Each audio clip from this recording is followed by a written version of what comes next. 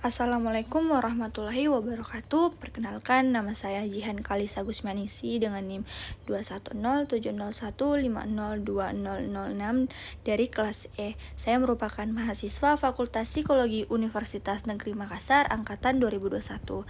Di sini saya akan menjelaskan mengenai studi kasus yang saya angkat yang termasuk dalam gangguan skizofrenia paranoid.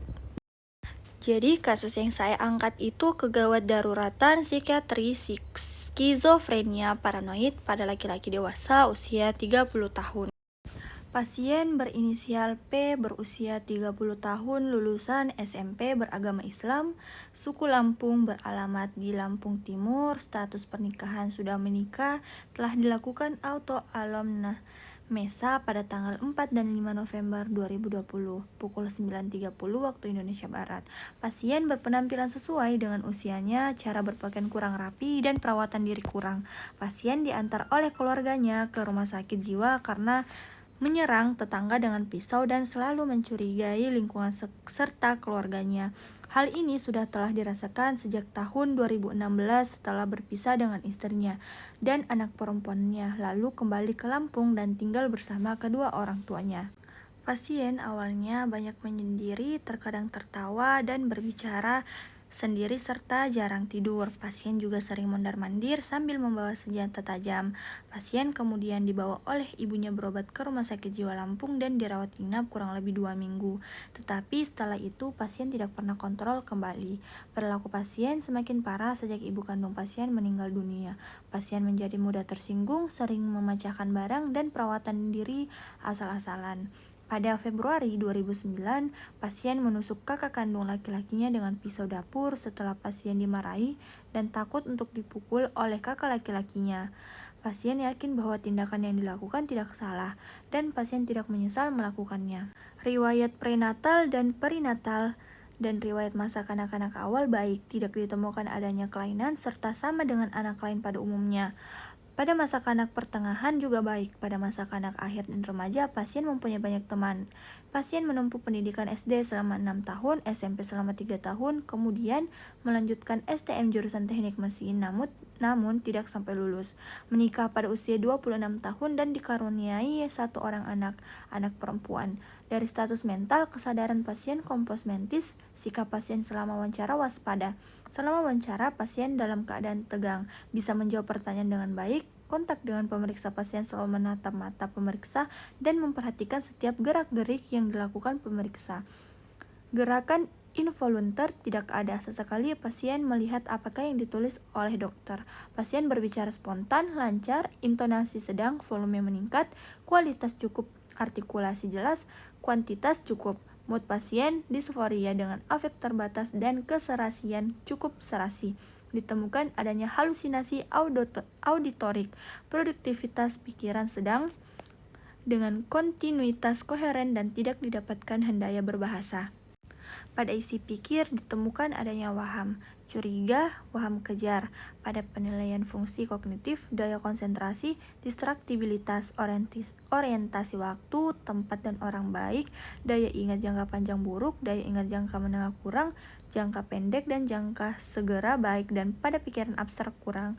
Penilaian pasien dalam norma sosial, uji daya nilai buruk, pasien merasa dirinya tidak sakit dan secara keseluruhan pernyataan pasien kurang dapat dipercaya. Dari pemeriksaan fisik tidak ditemukan adanya kelainan. Pada pasien ini ditemukan adanya gangguan persepsi dan isi pikir yang bermakna serta menimbulkan suatu distres atau penderitaan dan disability atau hendaya dalam pekerjaan dan kehidupan sosial pasien, sehingga dapat disimpulkan bahwa pasien ini mengalami gangguan jiwa. Aksis 1 berdasarkan data yang didapat melalui anamnesis dan pemeriksaan fisik tidak ditemukan adanya riwayat trauma kepala, demam tinggi ataupun kejang sebelumnya, serta penyangkalan terhadap penggunaan zat psikoaktif. Diagnosis ditegakkan berdasarkan anamnesi dengan pasien dan keluarga. Pada pasien didapatkan gangguan persepsi berupa halusinasi audiorik dan gangguan isi pikir berupa waham curiga, waham kejar yang terjadi sejak 4 tahun yang lalu, sehingga untuk aksi 1 didiagnosisnya skizofrenia paranoid. Terdapat kecurigaan dan kecenderungan menyalahartikan tindakan orang lain sebagai suatu sikap permusuhan atau penghinaan, dan terdapat kecurigaan berulang tanpa dasar. Hal ini menegakkan diagnosis gangguan kepribadian paranoid. Sebagai diagnosis pada aksi 2, aksi 3 belum ada diagnosis, dan aksi 4 masalah pada primary supergroup, aksi 5 gejala sedang dengan disabilitas sedang. Skizofrenia paranoid adalah salah satu jenis skizofrenia yang ditandai dengan gejala khas seperti keyakinan pada sesuatu yang tidak nyata dan halusinasi. Meski bisa diderita oleh siapapun, kondisi ini lebih sering dialami oleh orang yang berusia 16 hingga 30 tahun. Nah, berdasarkan dari contoh kasus yang saya angkat itu, pasien tadi dijelaskan bahwa pasien sering mondar-mandir sambil membawa senjata tajam, dan pasien beberapa kali menyerang orang yang ada di sekitarnya. Nah, jadi pasien itu masuk ke dalam gangguan skizofrenia paranoid, di mana tadi penjelasan skizoparanoid ini ditandai dengan gejala khas seperti keyakinan pada sesuatu yang tidak nyata dan halusinasi. Jadi pasien setelah didiagnosis bahwa pasien ini didapatkan gangguan persepsi berupa halusinasi audiorik dan gangguan isi pikir berupa waham curiga, waham kejar yang sudah terjadi 4 tahun lalu. Nah, jadi pasien ini terdapat halusinasi dan gangguan isi pikir, di mana waham curiga dan waham kejar. Pasien ini mengalami waham curiga. Waham curiga terjadi pada saat panca indera seseorang terangsang oleh sesuatu yang sebenarnya tidak ada. Jadi terjadi halusinasi oleh pasien. Nah, fenomena halusinasi sangat nyata bagi pasien ini. Misalnya pasien mendengarkan seolah-olah suara-suara. Jadi pasien itu melakukan sesuatu yang sebenarnya sesuatu yang tidak diinginkan. Gejala utama skizofrenia paranoid adalah kemunculan delusi, waham, dan halusinasi, terutama halusinasi pendengaran. Gejala ini dapat berkembang seiring berjalannya waktu dan terkadang dapat mereda meski tidak sepenuhnya sembuh. Delusi, halusinasi, serta perilaku dan bicara kacau disebut sebagai gejala positif pada penderita skizofrenia paranoid. Saat mengalami skizofrenia paranoid, gejala-gejala positif ini akan lebih dominan muncul. Jadi, berdasarkan dari kasus yang saya angkat, gejala-gejala yang muncul itu gejala-gejala positif. Nah, sama dengan anamnesis, di mana anamnesisnya itu halusinasi audiorik dan gangguan isi pikir yang seperti waham curiga dan waham kejar. Jadi pasien ini seringkali berhalusinasi dan mendengarkan suara-suara dan pasien juga merasakan delusi, di mana kepercayaan kuat yang tidak didasari logika atau kenyataan yang sebenarnya.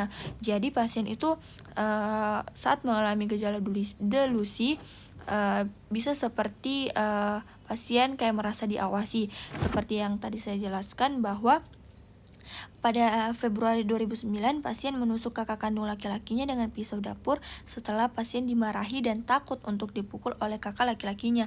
Jadi pasien ini kayak merasa takut sama kakak laki-laki ini. Jadi pasien kayak mendapatkan bisikan-bisikan, kemudian pasien melakukan hal yang tidak diinginkan.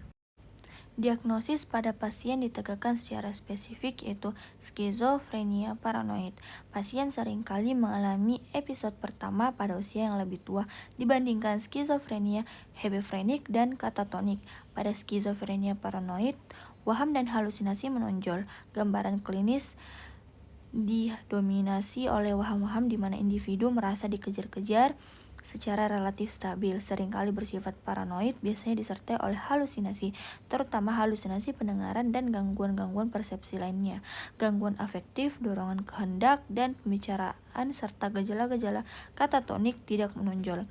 Gejala paranoid yang paling umum itu waham kejar, yaitu seperti yang saya bahas tadi, di mana rujukan kebesaran dikendalikan dipengaruhi oleh cemburu, suara-suara halusinasi yang mengancam pasien atau memberi perintah, atau halusinasi auditorik tanpa bentuk verbal berupa bunyi peluit, mendengung atau bunyi tawa, halusinasi, pembawaan atau pengecapan rasa atau bersifat seksual atau lain-lain perasaan tubuh.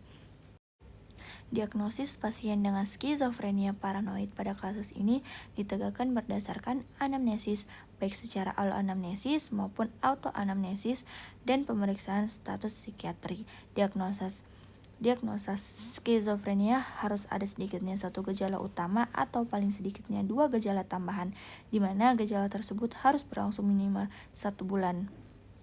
Pilihan terapi pada skizofrenia dipilih berdasarkan target gejala pada pasien skizofrenia. Tujuan pengobatan adalah untuk mencegah bahaya pada pasien, mengontrol perilaku pasien, dan untuk mengurangi gejala psikotik pada pasien seperti agitasi, agresif, negatif simptom, positif simptom, serta gejala afek. Pasien dengan skizofrenia selain membutuhkan terapi farmakologi juga perlu psikoterapi dan psikoedukasi agar pasien mendapat dukungan oleh keluarga serta mempercepat penyembuhan pasien. Mengenai studi kasus yang saya angkat mengenai kegawat daruratan psikiatri skizofrenia paranoid pada laki-laki dewasa 30 tahun di mana pasien berinisial P berusia 30 tahun mengalami gejala-gejala atau simptom yang awalnya pasien sering menyendiri dari dalam kamar, terkadang tertawa dan berbicara sendiri, serta jarang tidur, dan pasien didiagnosis terdapat waham curiga, waham kejar, dan anamnesis pasien yaitu terdapat halusinasi audiorik dan gangguan isi pikir berupa waham curiga, waham kejar. Jadi kasus yang saya angkat ini termasuk ke dalam gangguan skizofrenia paranoid. Jadi itu tadi penjelasan mengenai studi kasus yang saya angkat dan termasuk ke dalam gangguan skizofrenia paranoid. Saya ucapkan terima kasih. Wassalamualaikum warahmatullahi wabarakatuh.